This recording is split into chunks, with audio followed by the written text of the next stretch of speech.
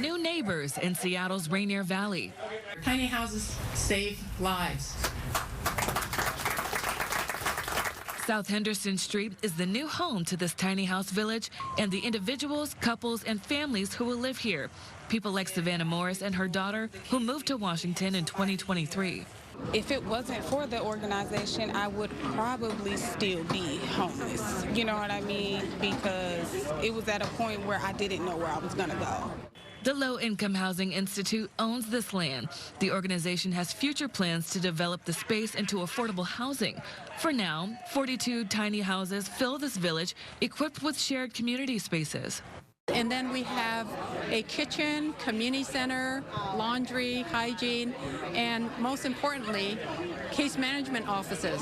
A tiny solution to a seemingly endless problem. We have this horrendous homelessness crisis. 2023 was the worst year on record for deaths of people living outside in King County. The medical examiner's office says 415 unsheltered people lost their life, up from 309 in 2022.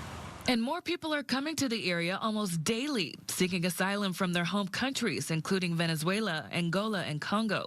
Most of them in tents outside the Riverton Park United Methodist Church in Tukwila.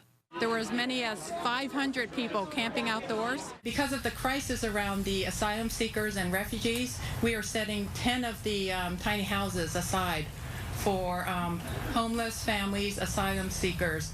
Last year, the organization helped move almost 1,400 people into tiny homes in King County. Homelessness is solvable. These villages are no guarantee of success when it comes to transitioning people off the streets. A 2022 USC study found that in about 75% of cases, residents fail to find permanent arrangements. But that's still better than shelter results, where up to 95% of people stay homeless. Though it's not the answer to a crisis, advocates say it is one tool towards a solution. We know that when people leave a tiny house village, we're able to move them into affordable housing or subsidized housing or reunite them with family or friends. And so, you know, everybody's lives has improved after they leave a tiny house village.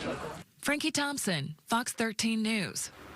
13 people, including 3 children, now live in the Henderson Village, and more will be moving in very soon. There are case managers on site to connect people to permanent housing, employment, and school resources.